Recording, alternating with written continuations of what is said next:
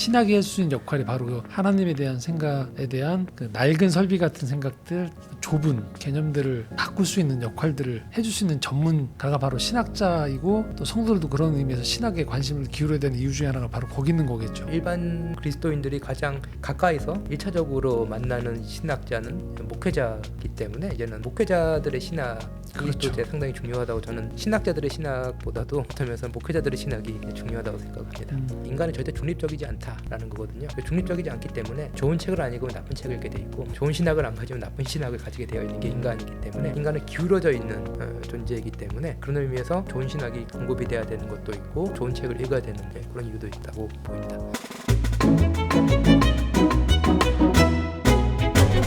네, 두런두런 인터뷰 두 번째 우리 김지혁 교수님과 함께하는 시간입니다. 1부에서 참 많은 얘기들 했었는데요. 오늘 2부에서는 좀 더 개인적이면서도 좀 더 듣고 싶은 얘기 더 추가하도록 하겠습니다. 일단은요, 예술과 신앙에 대한 주제로 좀 교수님하고 얘기하고 싶은데요. 교수님 예술 영화 되게 좋아하시죠? 좋아하는 건 아니고 그 극장 가는 걸 좋아해서요.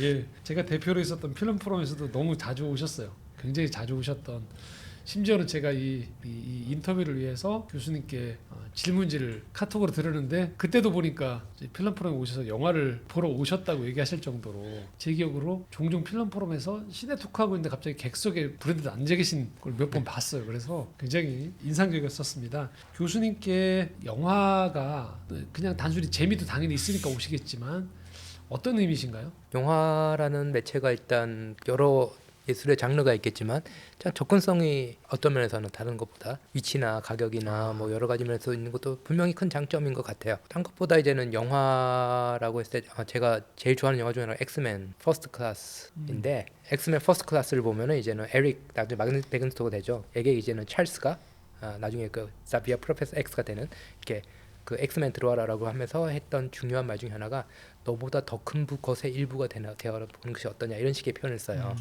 그래서 인간에게 제일 중요한 것 중에 하나가 뭐냐면은, 제가 볼 때는 그냥 개인으로서 주체로서 중요하지만 자기보다 더 큰 무엇에 들어가 있다라는 그 느낌, 저는 그게 이제 사람 됨에 상당히 중요하다 생각하는데, 여러 예술 중에 영화가 제게 그 느낌을 좀 주지 않나. 어떤 큰 스크린, 그리고 이 전체를 둘러싸고 있는 그 어떤 그 음향, 그리고 무엇보다도 그 공간이 주는 그 느낌, 그런 느낌을 또 좋아하기 때문에 극장에 자주 가고요. 특히 예술 영화가 주는 특징은 뭐 예술 영화마다 또 차이가 있겠지만, 아까도 일반화 뒤에 제가 스며든다고 해서 이렇게 말하면은 또 영화 제작자들에게는 큰 죄를 범하는 걸 수도 있지만, 시간인 것 같아요. 그 예술 영화가 보통 느리잖아요. 그렇죠. 느리기 때문에 그 느림의 시간 속에 제가 이렇게 한 2시간 이렇게 푹 빠져 있을 수 있다라는 거, 그거는 뭐 다른 일반 경험에서는 체험하기 힘든 경험이 아닌가라고 싶고, 그것 자체가 주는 나름대로의 뭐 많이 쓰는 표현으로는 어떤 정화 내지는 힐링, 그리고 극장에 들어가고 난 이전과 나온 이후에 세상을 보는 눈, 아니면은 이제는 공기가 느껴지는 느낌, 이런 것들이 다르기 때문에 아무래도 예술 영화라는 거는 꼭 하진 않더라도 이제 영화관 가는 것 자체를 좋아하는 것 같습니다. 저도 좀 더 이 부분들은 세밀하게 좀 알게 된 것 같아요. 그러니까 어떻게 보면 교수님한테는 스마트폰으로 보는 요약 형식의 줄거리가 중요한 게 아닌 공간으로서 영화관에 가는 것도 굉장히 중요한 의미시군요. 네, 시간으로서 영화. 왜냐면은 그 스마트폰이든 요즘 OTT 같은 경우는 제가 계속 시간을 조정하면서 볼 수 있잖아요. 그렇죠. 그러니까 이제 그 내 통제력이 없어진 상태에 있는 게 이제는 영화관이기 때문에, 미술관 가더라도 이제는 스마트폰은 계속 눈에 보이고, 그리고 이제 옆에서 사람들 이야기 들리고, 그렇죠. 영화관에서는 어찌 됐건 그 주도권이 다 영화에 있기 때문에 그 느낌이 전 좋은 것 같습니다. 그러면 그렇게 다니셨던 극장에서 봤던 영화들 중에 만약에 신학자 입장에서 지나간 영화들이기 때문에 극장에서 못 보실 가능성이 많긴 하겠지만, 교수님에게 그런 좋은 더 넓은 세상에 대한 경험이든 영화관에서 본다는 행위에 대해서 되게 좋은 경험을 선사했던 영화 한 3편 정도 얘기해 줄 수 있을까요? 아까 말씀드린 엑스맨 퍼스트 클래스 같은 경우도 그때 당시 제가 옥스퍼드에 공부하고 있을 때 그 옥스퍼드가 배경이었어요. 그런 의미에서 그 상당히 이제는 그 제 현실과 이제 판타지가 겹쳐 보였던 그런 경험도 있었지만, 아까 말씀드린 그 대사, 그 에릭이라는 정말 어릴 때 부모를 이제는 잃고 정말 힘들게 살았던 사람이 엑스맨의 일원이 되기, 그 과정에서 나왔던 그 대사 요거 있기 때문에 제게는 아주 강렬한, 물론 이제는 뭐 액션 영화, 뭐 오락 영화라고도 말하실 수도 있겠지만 저는 영화사에서 가장 제게 와닿는 대사로서는 네. 그 부분이 아닌가라고 싶고요. 그리고 이제 제가 그때 그 영화 보고 페이스북에다, 당시에는 페이스북을 했었거든요. 영어로 이제는 당시에는 친구들이 거의 영국인 였으니까요. 영어로 적어놓은 말이 뭐냐면은 엑스맨 퍼스트 클래스를 봤다. 그 옥스포드 박사에도 슈퍼히어로가 될 수 있다는 것을 알 수 있었다. 이렇게 그 세상을 구하는 영화였고요. 아무튼 그 대사 때문에 그 영화를 아주 좋아하고, 두 번째로는 이제 뭐 가장 최근에 본 영화로 이제 말씀을 드리면은 그 콘클라베도 저는 최근에 봤는데 교황 선출하는 네. 과정을 그린 영화죠. 네, 그 부분이 이제 재밌었던 이유는 이때까지 이제는 뭐 교황에 관한 영화들이 없었던 건 아닌데 콘클라베라는 아주 비밀스러운 그 모습을 이제 안에서 볼 수 있었고, 그 안에서 어떻게 보면 인간의 권력 다툼이라든지 뭐 정치 뭐 이런 것도 보이지만 그 속에서 역시 이제는 아까도 말씀드렸지만 하나님은 하나님이고 인간은 인간이다라는 것. 네, 그 종교가 가지고 있는 속성이 나쁜 면일 수도 있지만 그게 또 인간이란 것을 또 다른 한편으로 이제는 볼 수 있었던 것. 그래서 인간들이 모여있는 교회, 그리고 또 거룩한 교회라고 불리는 그곳이 어떤 식으로 움직이고 어떤 식으로 또 이렇게 역사 속에서 유지될 수 있었는지 그것을 또 볼 수 있었다는 점에서 영화적 디테일과는 다르게 또 그 부분을 볼 수 있었던 것 같고요. 최근에 본 영화를 이렇게 말하라는 건 줄 알고 제가 생각했던 거는 이제 뭐 그 작년에 있었던 Zone of Interest. 그 제 박사과정 때 관심을 가졌던 주제 중에 하나가 종교의 폭력성이거든요. 그래서 실질적으로 상당히 그 나치 문제에 대해서 제가 나름 공부를 많이 하려고 했지만 잘 못했지만 그래도 하려고 했고 뭐 학회에서 발표도 하고 그랬는데, 그 이때까지 이제 나치 문제를 다룬 영화들이 많이 있었지만 조금 그거는 다른 관점에서 그렇죠. 접근을 한 것 같고, 그것도 약간 이제는 그 공간을 이제 만들어놨잖아요. 그렇죠. 영화 제목처럼 존이라는 그 어떤 공간을 만들어놓고 그 공간이란 것이 가지고 있는 너무나도 일상적인 것이 가질 수 있는 어떤 폭력성, 이런 것들을 어떤 소리라든지 그런 것을 통해서 표현해내는 기법도 아주 뛰어났고요. 그런 면에서 그 작품도 뛰어났지만 제가 박사 포닥 때 이제 나치 문제를 계속 갔었을 때 이제 독일 측에서 들려오는 반응이 뭐냐면은 그만하면 좋겠다. 왜 우리가 이제는 그 전범의 그 아들이 아니라 이제 손자 손녀 세대가 됐잖아요. 그렇기 때문에 이제는 독일에서 이제 뭐 독일을 어떤 식으로 경험했는지는 사람들마다 다르겠지만 독일 친구들이 가지고 있었던 문제의식 중에 하나가 왜 우리가 계속 이 문제를 얘기를 해야 되냐. 뭐 학교만 가면은 우리는 우리의 조상 나치였다 이걸 배우고 우리는 이러면 안 된다고 계속 배워야 되냐, 이런 것에 대해서 이제는 그 사회 내에서 이제는 그 반발도 있고, 그런 상황에서 그 제가 조금 이제는 계속해서 이제는 2차 세계대전 문제를 보고 있기 때문에 그 영화가 최근 본 영화 중에서 가장 기억도 남고 영화적으로도 뛰어난 영화였던 것 같습니다. 저도 작년에 봤던 영화 중에 그 영화 아주 인상 깊었던 것은 예술이 말할 수 있는 방식으로 역사와 사회에 대해서 이야기하는데 아주 예술만이 할 수 있는 고유한 특성으로 얘기했던 것 같아요.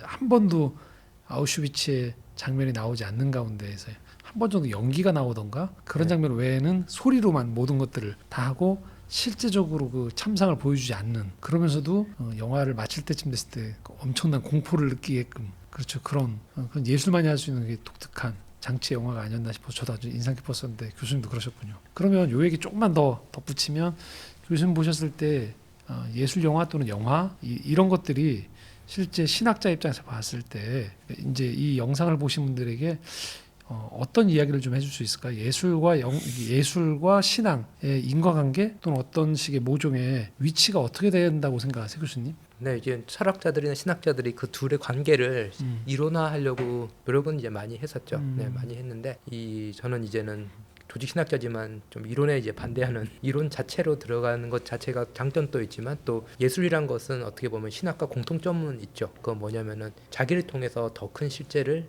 더 충실히 보게 만들어준다라는 그 공통점이 있기 때문에 그거 자체보다는 저는 이제는 그것을 통해서 이제 바라보게 한다라는 관점 속에서 그 둘 다 접근하고 싶고요. 그런 의미에서 분명히 구체적으로 오는 지점은 다르죠. 예를 들면 신학 같은 경우는 말씀 전통이라든지, 그리고 이제는 예술 같은 경우는 작가가 가지고 있는 어떤 상상력이라든지 아니면 기교라든지 이런 것들 통해서 이제 실제를 보게 하기 때문에 공통의 바라봄은 있을 수가 있지만 또 그 둘 사이에 또 유기적인 관계도 있을 수 있지만 또 그 둘을 또 이제는 하나로 아우를 수 있는 그런 틀은 있을까라는 것에 대해서는 저는 조금 이제 질문이 있고요.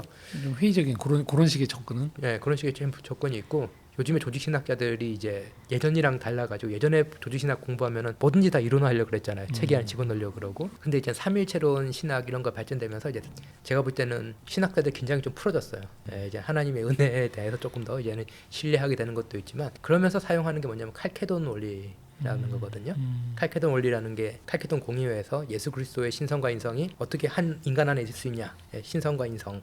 사실 이렇게 두 개가 대조되고 충돌되고 신성이 인성을 압도해야 되는데 어떻게 공존할 수 있냐라고 했을 때 이제 칼케돈 공의회에서 나온 결론이 신성과 인성이 연합되어 있는데 그 설명할 수 있는 방법은 나눠지지도 않고 혼합되지도 않고 뭐 섞이지도 않고 뭐 이런 식으로 이제 부정의 형태로만 설명했단 말이죠. 그래서 저도 이제는 칼케돈 원리를 가지고 이제 많은 것을 이제는 보려고 그러는데 그 중에 하나가 신학과 예술의 관계입니다. 신학과 예술은 나눠지지도 분리되지도 않지만 그렇다고 섞이지도 않고 혼합되지도 않고 그 긴장 속에서 같이 이제는 그게 이제 신학과 예술의 관계가 아닌가 이렇게 약간 조금 이렇게 두리뭉실하지만 좀 이렇게 느슨한 그런 관계를 상정하고 싶습니다. 그렇기 때문에 교수님 좀 더 편안하게 영화를 볼 수 있고 예술을 볼 수 있게 되는 거겠죠 더. 그렇죠. 신학적으로 보이려고 그러면 이제 계속 비판적으로 봐야 되고 물론 이제 수업 시간에 볼 때는 뭔가 제가 말을 해야 되기 때문에 좀 더 이렇게 의도적으로 신학화해서 보려고 그러지만 제가 말씀드렸듯이 영화관 가는 걸 좋아하는 이유 중에 하나는 주도권이 영화이기 때문에 예, 그렇기 때문에 이제 굳이 제 이론을 가지고 영화에 투사를 하는 거는 별로 좋아하지는 않습니다. 그러면 교수님 산책도 좋아하세요? 근데 산책 많이 하죠. 제가 이 섭외 전화 드렸을 때도 전화 못 받으셔서 나중에 전화 오기를 그 문자 오시기를 나 산책 중이었다. 네. 그래서 산책도 그런 의미에서의 또 다른 영화관과 또 다른 공간 안에서의 근데 이제는 도심 공간이라는 데서 조금 차이는 있지만 예, 그 산책을 가면은 이제 다 그럴지 모르겠지만 저는 이제는 강아지 때문에 이제 산책을 나가는데 하루에 보통 한 2시간 그리고 학교 또 걸어 다니거든요. 학교까지 이제는 갔다 오는 날이면 하루에 한 3시간을 걷는데 출퇴근할 때 걷을 때 느낌과 예, 그리고 이제 산책할 때 걷는 느낌은 분명히 다른 바가 있고 산책을 할 때 한 10분 정도까지만 하더라도 이때까지 했던 일들의 잔상이 남아 있기 때문에 별다른 이제 그 감정이나 정서적인 변화가 없는데 이제 그 어느 정도 이제 몸도 데워지고 그러면 이제 생각도 부드러워지고 그러면은 이제는 이전에 하지 못했던 여러 가지 생각들 이런 것들 그게 아마 글 쓰는데 좀 많이 도움이 되지 않을까. 글을 이렇게 어떤 분들이 많이 쓴다라고 하는데 생각을 정리하는 차원이 아니라 많은 그 영감을 받아내는 그 과정이 산책이고 실제로 아시다시피 많은 사상가들, 작가들 다 산책을 많이 했던 분들이죠. 좋습니다. 이제 두 번째 질문하려고 하는데요. 공동체에 대한 얘기입니다. 교수님 글에 이런 지적을 하셨던 문장을 봤던 기억이 나요. 성경 읽기의 경우 개인적으로만 읽고 묵상하는 것의 어떤 한계에 대한 이야기하시면서 공동체적인 이야기를 좀 하셨고 또 다른 글들에도 보면 아티클에 보면 교수님이 교회의 공교회성에 대해서 일부에서도 이제 그 얘기를 많이 해주셨는데 공교회성에 대한 강조를 하시는 걸 좀 들었었는데요. 우리가 일반적으로 신학자 그럼 골방에서 혼자 사상을 한다라고 생각이 쉬운데 그래서 교수님이 말씀하시는 공동체는 저희가 일반적으로 알고 있는 막 모여서 운동하고 먹고 재미있게 떠들고 하는 그런 식의 개념과는 약간 결이 다르다는 생각들이 들거든요. 어떤 의미로 그 얘기를 좀 강조해 주는지 예를 들면 성경 읽기라든지 제가 그냥 이렇게 제가 공부한 대로 이렇게 얘기했는데 사람들에겐 그게 도드라져 보이겠나 봐요. 그래서 그 제가 한국 와서 이제 가르친 지 얼마 안 됐을 때 한 학생이 이제 질문을 하기에 이때까지 카톨릭은 공동체적인 거고 개신교는 그거를 극복하고 개인의 신앙으로 이게 만들어 놨는데 왜 다시 역으로 돌아가려고 그러냐라고 이 질문을 받았던 적도 있습니다. 그만큼 우리가 알게 모르게 이제 개인주의적인 그런 사고가 이제 많이 있고, 그건 아무래도 서구 특히 이제 미국에서 저희가 기독교 복음을 이제 받아들이면서 거기에 얽혀 있는 미국식 개인주의가 어느 정도 저희가 신학을 생각하고 신앙생활을 하는데 영향을 준다고 보이고요. 제가 있는 학교가 이제는 외국인 학생들이 많이 있잖아요. 그 아프리카라든지 이런 학생들을 보면은 다른 의미의 공동체겠지만 왜 한국인들 밥 먹을 때 각자 기도를 하냐. 이 얘기를 하더라고요. 그래서 왜 그랬더니 밥은 하나님의 선물이고 우리에게 주신 선물인데 누가 대표로 이제는 그걸 해야지 그 선물로서의 식사가 의미가 있는 거 아니냐라고 하더라고요. 근데 그 말은 맞네라고 하지만 각자 기도 편하니까 각자 기도는 계속 하고 있는데, 그래서 짧게라도 이제 공동체가 기도를 하고 이제 이런 것들이 이제 우리가 조금 이제 잃어버리고 있는 부분이 아닌가라는 생각이 들고요. 공동체라고 할 때 이제 저희가 생각을 하는 것 중에 하나가 이제 같이 살을 맞대고 같이 시간을 보내고 이건 상당히 공동체 의식을 기르고 공동체를 다지는 데 중요하지만 뭐 제가 이제는 신학을 공부하면서 이제 공동체에 대해서도 이제는 글들을 접했을 때 공동체가 제일 중요한 이유는 모순을 껴안을 수 있기 때문에 공동체가 제일 중요하다라는 거거든요. 그래서 이제 모순의 법칙이라고 그렇게도 얘기를 하죠. 나와 너가 다른데 나와 너를 동일시를 한다면은 그건 공동체가 아니라 나와 너의 다름을 유지를 시켜줄 수 있는, 그럼으로써 이제 관계를 맺어 나가는 게 이제 공동체가 되잖아요. 그렇게 따졌을 때 이제는 하나님과 인간의 관계, 일단 삼일체가 성부, 성자, 성령의 공동체라고 우리는 얘기를 많이 하지만 사실 가르침에 제일 중요한 건 뭐냐면은 성부, 성자, 성령 하나님 중에서 성자가 인간이 되셨잖아요. 그럼으로써 뭐냐면은 하나님과 인간도 공동체 관계에 들어간다라는 거잖아요. 그럼으로써 우리가 인간성에서 놓치고 있는 어떤 중요한 부분이 우리의 신앙생활 속에서 이제는 발현이 되는 건데, 이제 그게 이제는 인간의 공동체성이라고 이제 볼 수가 있는 것 같고요. 그것이 이제 우리가 밥을 더 많이 먹는다고 그러면 친해질 수는 있겠지만 그런 의미에서 공동체와 또 다른 의미에서의 공동체가 아닐까라고 싶고, 하나님과 우리의 사이를 공동체라고 봤었을 때 분명히 하나님은 하나님으로 계시고 인간은 인간으로 남아있는 상태에서, 다른 말로 하면 모순과 차이, 그것이 그대로 남아있는 상태에서 공동체가 되기 때문에 그런 형태의 공동체, 그 차이를 없애는 것이 아니라 차이를 유지를 하고 오히려 각자 가지고 있는 다름의 긍정적인 요소들이 더 도드라지게 보일 수 있는 그런 공동체를 한번 꿈꿔보는 것도 신학에서 필요하다라고 하기 때문에 제가 그런 공동체에 관한 이야기들을 조금 많이 하게 되는 것 같습니다. 성경 읽기에서의 개인 경건주의로서의 혼자 깨닫고 혼자 묵상하고 적용하는 부분들도 사실 신학자 입장에서 조금 더 보완될 필요도 있다라는 것도 있으신 거죠, 의식도? 저는 둘 다 있는 것 같아요. 긍정적인 모습과 이제 부정적인 모습이 있는데, 예를 들면은 아까 아구스티누스 얘기했지만 아구스티누스도 그냥 책 한번 딱 폈다가 거기는 로마서 9절 보고 이제 회심을 했잖아요. 뭐 저도 영화 전체를 기억하지 못하지만 영화의 문장 하나 크게 다가오기 때문에 그 시나리오 작가의 원래 의도와 상관없이 혼자 이상한 꿈 꾸면서 그 영화를 좋아하기도 하고, 분명히 그런 의미에서 잘 쓰인 문장 하나는 그 안에 우주가 담길 수 있는 넉넉한 공간이 있다라고 저는 보입니다.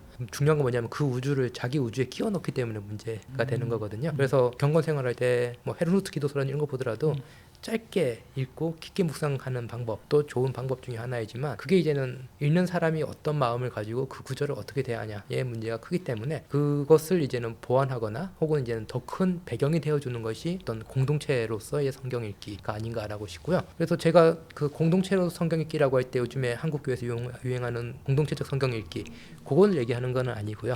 어떤 오감을 통해서 공동체에 속한 존재로서 우리가 성경을 읽어야 되고, 책에서 몇 번 언급은 한 것 같은데, 전통적인 예전에서는 설교만큼이나 중요한 거는 그 말씀을 구약에서 하나 듣고 복음서에서 하나 듣고 시편을 같이 부르고 복음서를 같이 읽고, 이 과정 속에서 이제는 같이 이제 말씀에 오랫동안 노출되는, 그리고 중요한 것은 하나님의 말씀이 타인의 목소리를 매개로 해서 우리에게 전달되는 그 사람이 가지고 있는 책을 읽는 습관, 목소리를 내는 발성 연습, 그리고 이 사람이 책을 읽을 때 책과 성경책과 자기의 거리를 어떤 식으로 조율하냐에 따라서 책을 읽는 톤이 바뀌잖아요.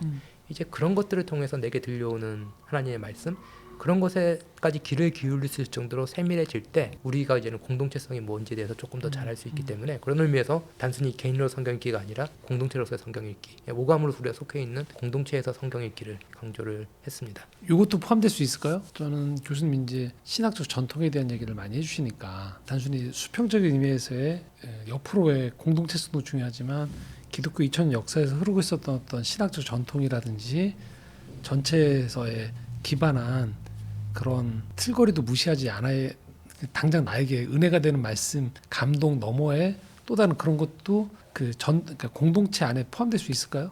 네, 그게 이제는 제가 볼 때는 기독교에서 제일 중요한 신앙 고백인 그 사도신경을 보더라도 거룩한 공교회라는 게 하나 나오고, 그 다음에 성도의 교제라고 나오는데, 그게 이제는 그 성도의 교제가 시공간을 초월한 그 신자들의 공동체를 얘기를 하기 때문에, 제가 볼 때는 사도신경의 여러 구절들이 이제는 되게 이제는 반직감적인데 우리가 생각하는 것과 전혀 다른 이해들을 전달해 주는데, 그 중에 하나가 이제는 성도의 공동체라는 부분이 아닐까 생각합니다. 시공을 초월하고 나랑 신학적 입장이 다른 사람까지도 포함하는, 아주 단순하게 생각할 때 저희가 성도들끼리 친하게 지내는 거, 그 정도로 우리 사도신경의 성도 간의 교제를 그렇게 이해할 수 있는데 좀 더 넓은 의미에서의 그게 있는 거죠. 네. 그래서 성도의 교제를 놓고 두 가지 중에 어느 해석이 맞냐를 가지고 라틴어 원문을 가지고 신학자들끼리 논쟁인데, 성도의 교제로 번역하는 건 저희가 한 해석을 선택한 겁니다. 다른 하나는 뭐냐면 거룩한 것들의 교제입니다. 다른 말로 하면은 이제는 성찬이라든지 이렇게 거룩한 것들을 통해서 우리가 교제를 하는 거기 때문에, 우리의 교제 자체에 거룩함이 깃드는 게 아니라 우리가 무엇을 매개로 교제를 하기 때문에 우리가 거룩해지느냐의 문제이거든요. 그러면 이제는 우리를 교제를 거룩하게 만들어줄 그 매개라는 게 지금 여기만 주어져 있냐라는 게 아니잖아요. 그거는 시공간을 초월해서 말씀이 선포되고 성례가 집전되는 곳마다 그 거룩한 것들이 현존한다고 한다면은 우리가 생각하는 것보다 훨씬 큰 그 무엇에 우리가 속해 있는 거죠. 네, 충분히 이해가 잘 된 것 같습니다. 감사합니다. 세 번째는 교수님이 몇 년 전부터 제가 강연이나 글에서 언뜻 봤는데 그때 얼마 전에 뵀을 때 이제 곧 신간이 나옵니다 하고 아마 이 인터뷰가 업로드될 시점에는 이미 책이 나왔을 거로 저희가 알고 있는데 환대의 신학이죠. 환대의 신학. 네. 작년에 강연에서 선물에 대한 이야기도 좀 해주셨고 같이 연결되어 있는 개념이죠. 아마 그게 교수님이 근래에 좀 많이 관심을 가지고 계신 주제가 한 매듭이 져지는 거겠죠. 책이 나오는 것. 이제 신간이 나오니까 그 얘기 좀 또 해주시면 어떨까요? 그 아까 말씀드렸듯이 제가 쓰려고 쓴 책은 아니고 네. 그 부탁을 받았고 환대에 대해서 이제 선교사님들한테 좀 얘기를 해주면 좋겠다라고 해서 그걸 부탁하신 분은 어떤 의도로 그걸 부탁하셨을까요? 그건 저는 모르겠습니다. 근데 이제는 어찌됐건 그 환대라는 키워드가 상당히 중요해졌고 이제는 제가 알기로는 이슬람 선교 쪽에 계신 분들한테 키워드를 조사를 했었어요.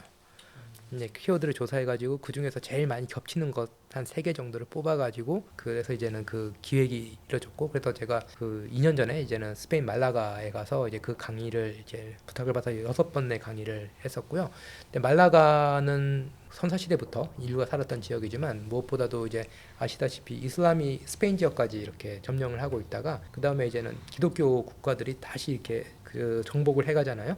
그때 마지막 남았던 지역이 이제 말라가 지역이 되게 됩니다. 그렇기 때문에 상당히 치욕적인 역사이죠. 서로 이렇게 치고받고 한 것도 있지만 못 쓰고 있던 자리를 이렇게 부숴버리고 그 위에다가 이제 성당을 만들어 버린다든지. 그러니까 어떻게 보면은 그 역사는 종교와 종교가 만나서 싸우고 서로 증오하고 폭력을 힘으로써 다른 종교를 억눌려 했던 그 역사가 있는 도시인데 그 도시에서 이제는 환대라는 주제를 가지고 이제 강연을 이제 하게 됐죠. 그래서 이제는 일단 그 강의 6개가 나왔고 별로 책으로는 출판하고 싶어 했던 마음은 없었는데 또 다른 교회에서 초청을 그 종교개혁 주일 맡았는데 꽤 역사도 있고 뭐 한국에 이제는 뭐 사회선교 이런 데서 상당히 주도적으로 활동했던 교회인데 강의를 듣고 이제 목사님이 그 주제가 좋았다고 이제 말씀해 주시는 거예요. 그래서 그 목사님께서까지 이렇게 말씀하시면은 이 책은 그 써야겠다라는 생각이 들어가지고 갑자기 쓰게 된 거죠. 언제나 이제는 제가 말씀드렸듯이 이게 누가 이렇게 요청할 때랑 나오는 결과물이 전혀 다르기 때문에 그때 나오게 된 결과물에서 그 키워드처럼 등장한 게 이제 선물이라는 단어입니다. 환대라는 이 주제에 대해서 제가 조금 관심을 가진 이유 중에 하나는 아무래도 신학을 공부했을 때 이제는 하나님의 은혜라든지 하나님의 자비, 사랑 그것이 어떻게 우리의 삶의 일부가 될까라는 문제 당연히 하게 되는 거고요. 문제의식들이 어느 날부터 이제는 국내외 담론에서 이제 환대 중심으로 이렇게 움직이는 것이 이제 보이더라고요. 그리고 우리나라가 또 다민족, 다문화 사회로 이제는 가면서 이제 환대라는 게 이제는 정부에서 관심 가지고 뭐 연구비도 주고 그런 저기 몇 년 전에 있었죠. 그러면서 이제는 상당히 많은 분들이 환대 하고 하지만 사실 이제는 환대라고 얘기를 하지만 환대 아닌 다른 걸 할 때가 많이 있어 보였고 마치 얼마 전에 있다가 이제 없어진 그 기독교에 썼던 제가 볼 때는 좀 잘못된 표현 같은데 그 뭐 사랑하니까 반대한다, 사랑하니까 뭐 한다. 그러니까 사랑하니까라는 조건 하에 다른 일들을 이제 많이 하게 되는데.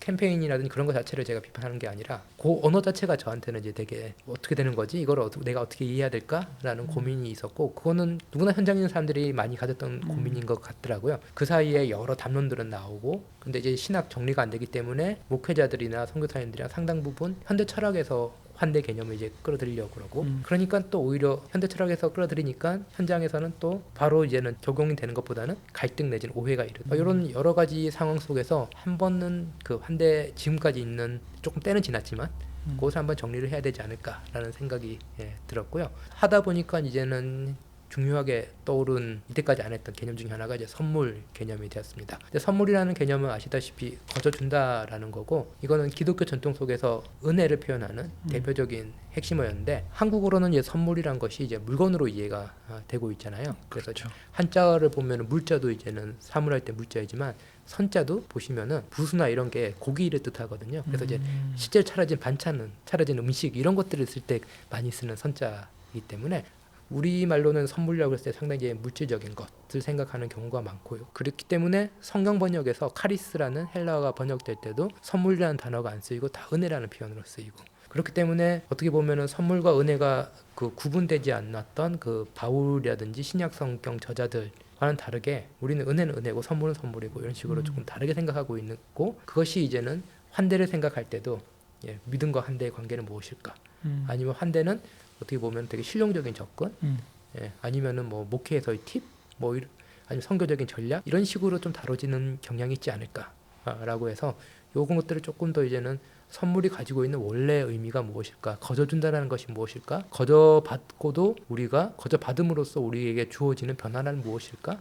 이제 이런 것들을 질문을 하면서 이제 환대 신학을 한번 써봤죠. 그게 기독교 신학에서 환대가 굉장히 그만큼 중심이 될 만한 주제라는 거죠. 그거는 이제 역사적으로 봐도 초대 교회 때 문헌을 보더라도 이제 환대라는 것이 중요한 문헌도 되고 있지만 또 동시에 종교 개혁자들 역시 환대라는 표현을 이렇게 쓰진 않았지만 그 16세기 역사라든지 이런 걸 보면은 당시에 왜곡된 환대 문화에 대한 비판이 종교개혁자들 신학에 들어있거든요. 그러면은 단순히 문화 비판인가 아니면 이들이 가지고 있었던 신학의 결론으로서 이것이 진정한 환대라고 얘기를 했던 것인가 이런 질문들을 조금 던져봤던 거죠. 그래서 이게 한국적 정황 안에서 다른 나라는 제가 잘 모르겠고 이 환대가 한편으로는 아까 교수님 말씀하셨던 어떤 영역에서만 쓰일 수밖에 없는 지점들이 있는 게 저희한테 굉장히 강한 개념 중에 하나가 전쟁 개념, 싸움, 영적 싸움, 뭐 영적 전쟁 이런 표현들이 많다 보니까 또 구약 성서에도 보면 이런 싸움에 대한 개념에 해당되어지는 그런 사건들이 좀 있잖아요.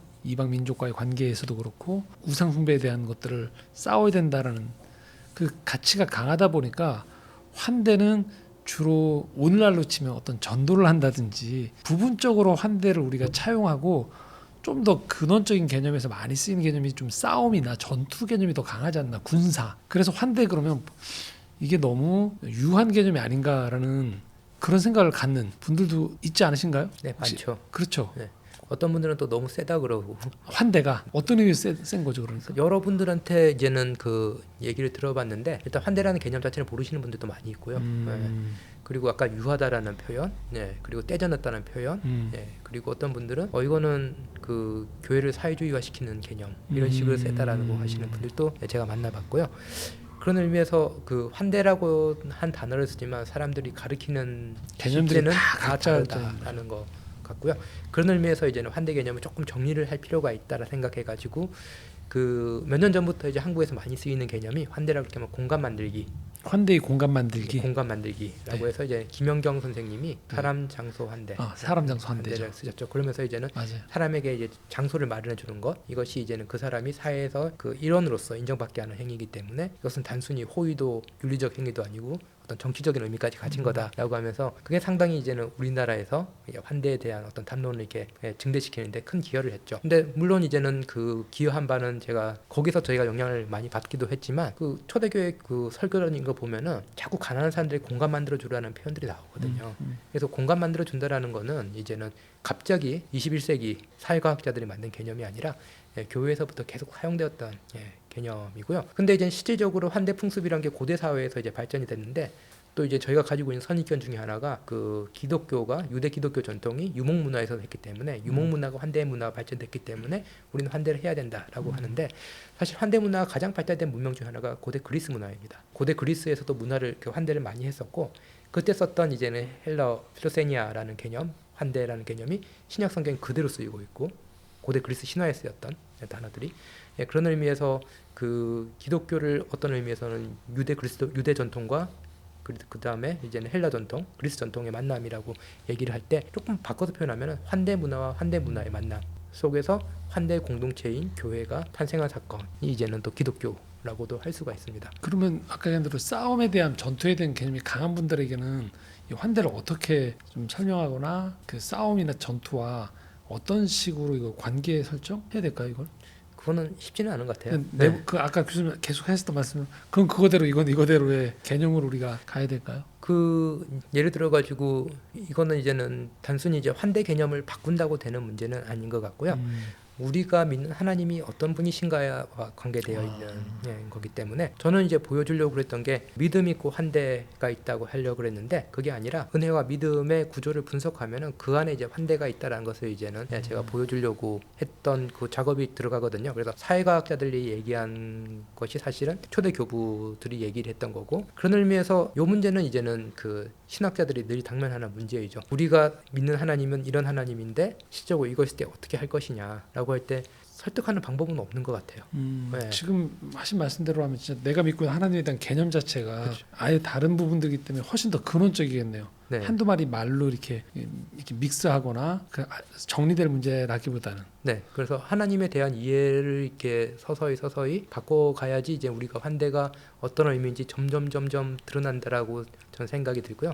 말씀드렸듯이 환대 개념을 놓고 다 다른 생각을 가지고 있기 때문에 결론은 하나님을 환대 하나님이라고 우리가 고백을 할 수 있는가? 그리고 하나님을 환대 하나님이라고 고백할 때 우리는 그 하나님을 어떻게 상상하고 있는가? 그것까지 이제 성찰이 돼야 되지 않을까라고 저는 생각합니다. 그러면 이제 이렇게 이해도 괜찮을까요? 우리가 일상에서 만날 때 크리스찬이 대단히 폭력적이거나 또는 차별을 할 때 그런 부분들에 대해서 우리가 생각하는 것보다 훨씬 덜 위축되거나 그것들이 자기 신앙과 위배되지 않는다고 하는 거는 전면적으로다라고 얘기할 수 없지만 상당수는 그분이 알고 있는 믿고 있는 하나님에 대한 이미지 상 그런 것들이 상당히 영향을 많이 미친다고 볼 수 있겠네요. 네, 그렇게 생각 들고요. 꼭 이제 환대 문제와 관계된 건 아닌데 C.S. 루이스의 그 순전한 기독교 보면 설비의 문제라는 얘기가 나옵니다. 이제 그게 이제는 제가 가지고 있던 고민의 완전히 해결은 아니고 이제 일부분 이제는 해결을 해준 건데 그건 뭐냐면은 왜 기독교인으로 살면서 저런 식으로 사나요? 라는 게 이제는 누구나 가질 수 있는 생각이잖아요. 왜냐면은 이제 뭐 내가 잘나서라기보다는 인간이라면 그 생각을 늘 하는데 거기다 제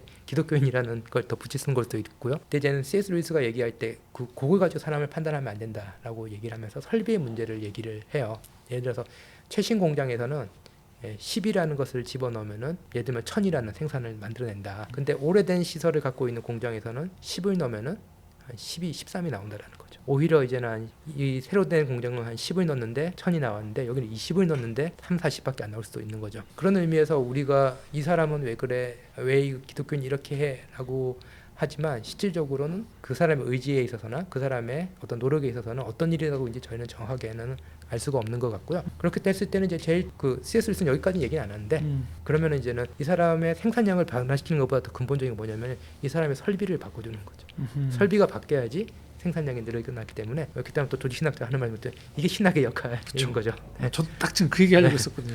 신학이 할 수 있는 역할이 바로 그 하나님에 대한 생각에 대한 그 낡은 설비 같은 생각들 또는 좁은 개념들을 바꿀 수 있는 역할들을 해줄 수 있는 전문가가 바로 신학자이고 또 성도들도 그런 의미에서 신학에 관심을 기울여야 되는 이유 중에 하나가 바로 거기 있는 거겠죠. 또 동시에 제가 볼 때는 성도들 일반 그리스도인들이 가장 가까이서 1차적으로 만나는 신학자는 목회자이기 때문에 이제는 결국 이제 목회자들의 신학이 그렇죠. 또 상당히 중요하다고 저는 신학자들의 신학보다도 어떤 면에서 목회자들의 신학이 중요하다고 생각합니다. 그러니까 목회자가 신학에 관심을 좀 더 건강한 의미에서의 신학, 좋은 신학이라고 표현하겠죠? 네. 괜찮을까요? 좋은 신학으로 해도? 네, 좋은 신학이라고 해야겠죠. 그렇죠. 좋은 네. 신학에 관심을 가져야 되는 이유가 바로 거기에 있지 않는가라는 때. 그것도 있고 이제는 아까 그 C.S. 루이스 얘기 나왔으니까 그 연결해서 말하면은 C.S. 루이스가 말하기에 인간은 절대 중립적이지 않다라는 거거든요.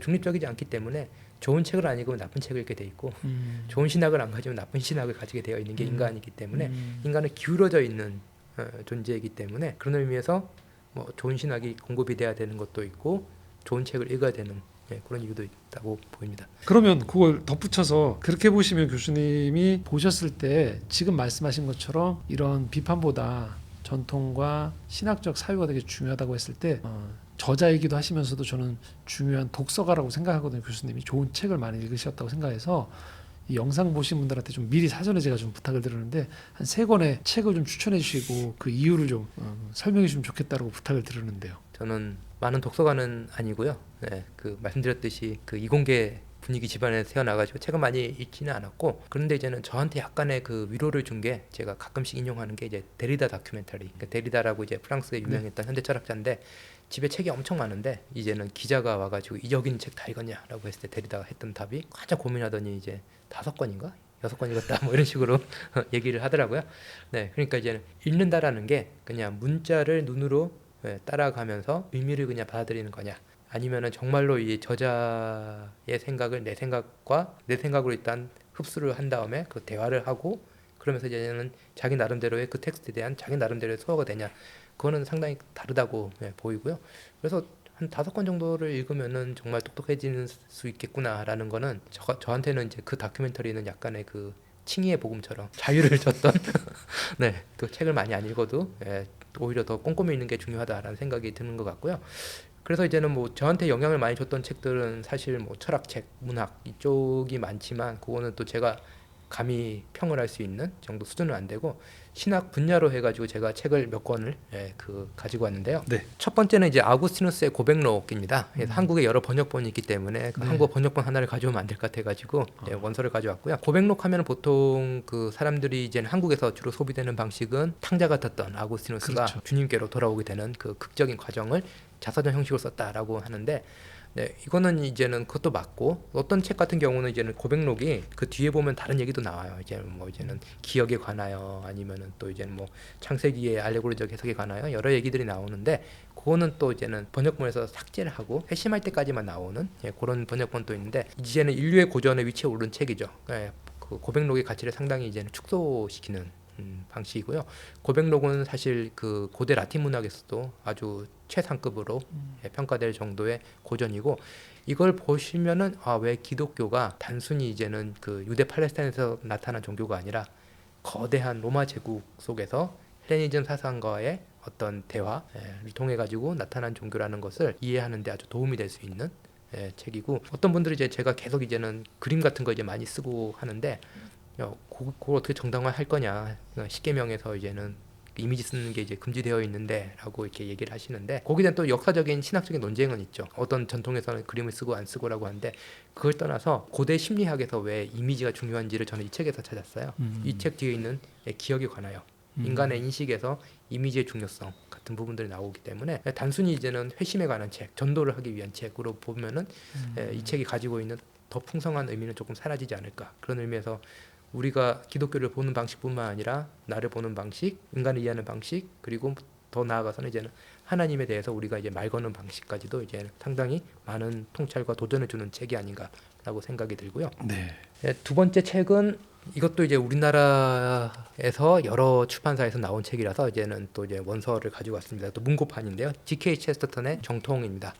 G.K. 체스터턴 같은 경우는 뭐 한국에는 이제 추리소설 작가로서 조금 더 잘 알려져 있고 사실 영국에서도 추리소설을 해서 대단한 성과를 이룬 분이긴 하죠. 근데 이 정통이라는 책은 제가 볼 때는 너무 과소평가된 책이 아닌가라고 생각이 들고요. 뭐 흔히 신학 공부하신 분들은 알겠지만 자유주의 시대가 있었고 그다음 20세기 넘어오면은 바르트와 그의 친구들이 이제 뭐 변증법적 신학을 일으켰고 이런 식으로 이렇게 설명을 하는데 사실 19세기 있었던 자유주의라는 게 신학만의 문제가 아니라 문명 전체의 어떤 정서이기도 했거든요. 그 정서에 대해서 이제는 그 신앙인들이 그리스도인들이 그 정서에 대해서 봉기를 들은 모습은 여기저기서 다양한 모습으로 드러납니다. 네, 그 대표적인 사례로 들 수 있는 게 이제 영국에서는 G.K. 체스턴이고요. 오히려 이제는 독일어권에서는 변증법적 신학 그래서 신학적으로 이렇게 나왔지만 여기서 보시면은 이제는 그런 신학적인 것이 아니라 문학에서 사용하는 아이러니라든지 다양한 그런 그 기교들을 통해 가지고 보여주는데 일단 읽는 재미가 상당히 있고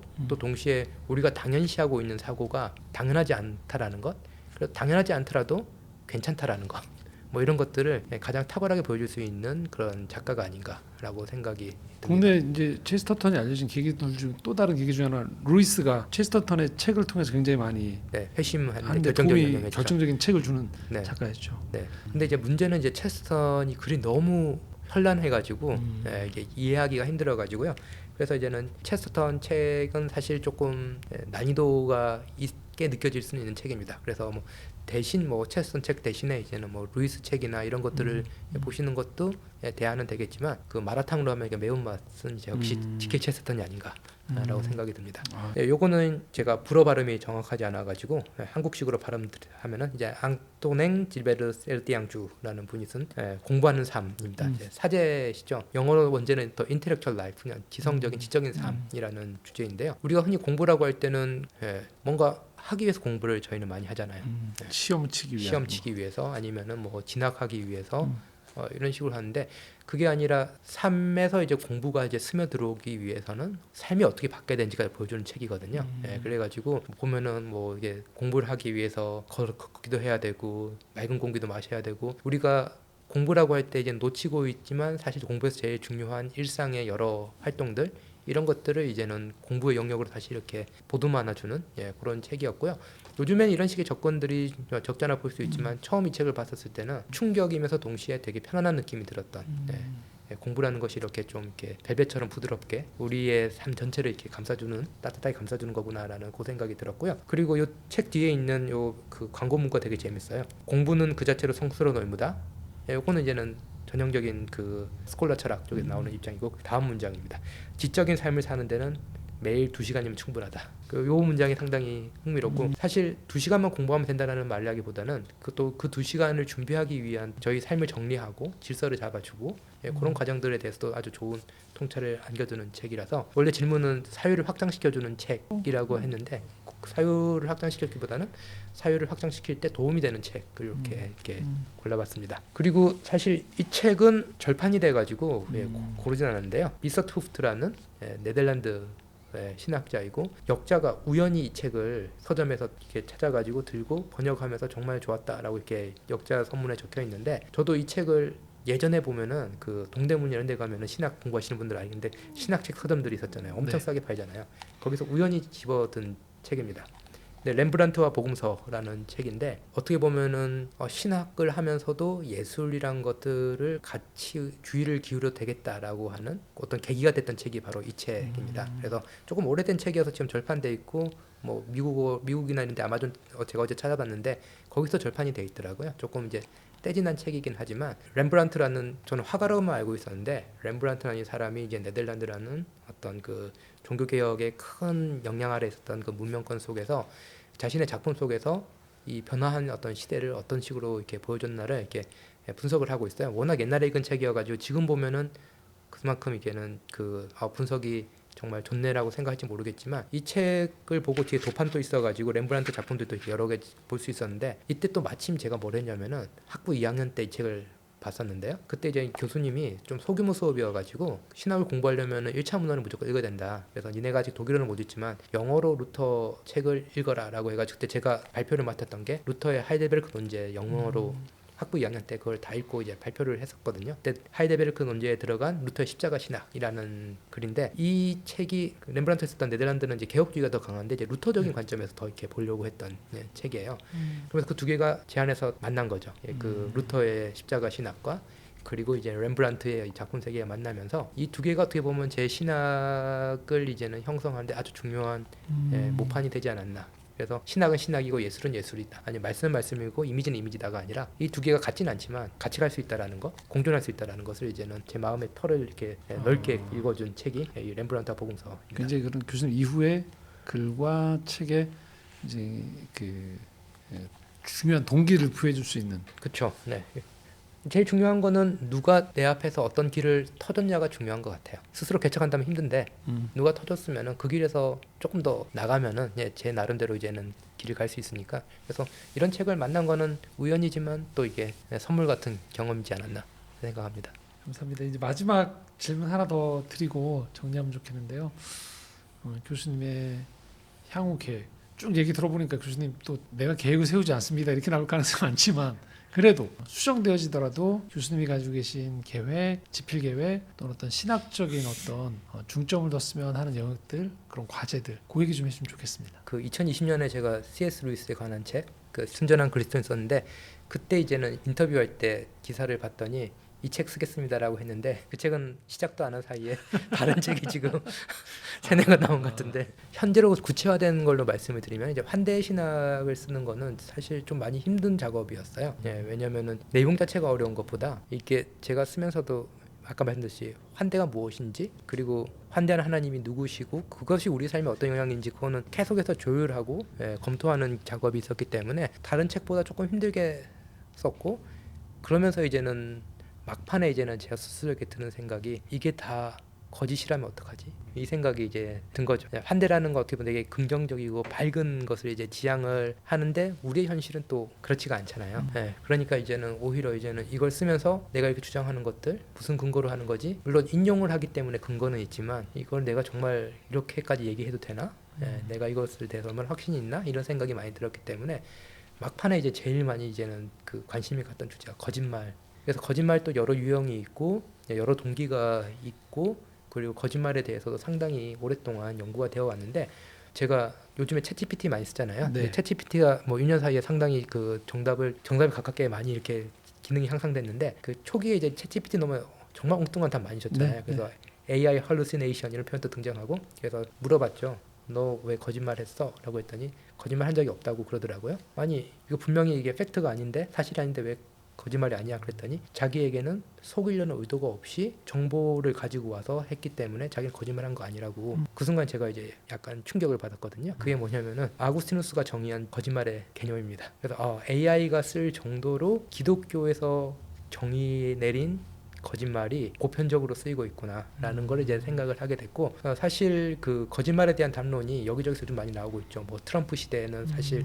거짓말에 대한 담론, 그다음에 포스트 트루스에 대한 담론은 거의 폭발적으로 이렇게 늘려났고, 그게 초기에는 트럼프 한 명의 문제를 생각했는데 트럼프 2기 집권할 때 되니까 전 세계적인 문제로 지금 이제 탈진리, 포스트루스가 이제는 문제가 되고 있기 때문에 여러 가지 언론에서나 아니면은 뭐 매체 통해서 거짓말에 대해서, 탈진리에 대해서 얘기가 나오고 있는데 유독 신학이 한국에서는 그 이야기가 없더라고요. 그렇기 때문에 그 기독교 신학이 가지고 있는 엄청난 전통이 있거든요. 거짓말에 대해서 성찰했던 그거를 지금 푸는 작업을 하고 있죠. 보통 우리가 거짓 압이라고 하듯이 사탄에 대해서도 그럼 그 다음 작업들은 좀 어두운 작업이 되시나요? 환대가 밝은 거였다면 좀 어두운 면을 어둡지도 않습니다. 아, 그런가요? 네, 기독교 전통에서는 이제는 거짓말에 대한 정의가 여러 가지가 있기 때문에 유쾌하기도 하고, 예를 들면 이제 뭐 예를 들어서 나치 시대의 거짓말 문제 되게 어둡고 무겁기도 하고, 그래서 시대마다 거짓말에 대해서 다르게 생각하기도 하고, 그래서 개념 분화도 기독교에서 시켜주기도 하고, 그래서 예를 들어서 이제는 거짓말의 문제에 대해서 그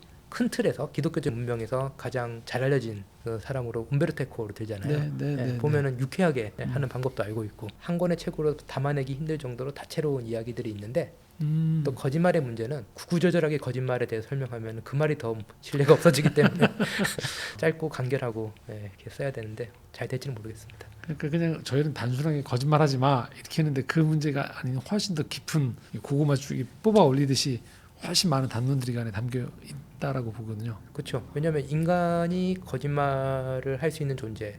그렇죠. 그 태초의 창조 때부터 보면은 그렇기 때문에 어떻게 보면은 인간의 본성에 깊이 들어와 있는 문제인데 누구나 그것을 쉽게 제약시함으로써 여기 대해서 생각해볼 틈은 없지 않았을까. 그런 사이에 거짓말 현상은 곳곳에서 우리 일상에서 퍼져 있지는 않나. 해서 그 문제를 지금 좀 보고 있습니다. 뭐 오늘 얘기 나누면서도 그렇지만 혹시 뭐 영화에 대한 책이나 다른 것도 의뢰가 들어왔을 때는 염두해 두실 수 열려 있으신 거죠, 그러니까. 근데 이제 제가 주로 하는 게 제가 못하는 거는 잘 안 해서 영화, 예술 이런 부분은 제가 글을 안 씁니다. 주로 교수님이 가실 수 있는 그 범위 안에서의 깊이와 넓이를 좀 확장할 수 있는.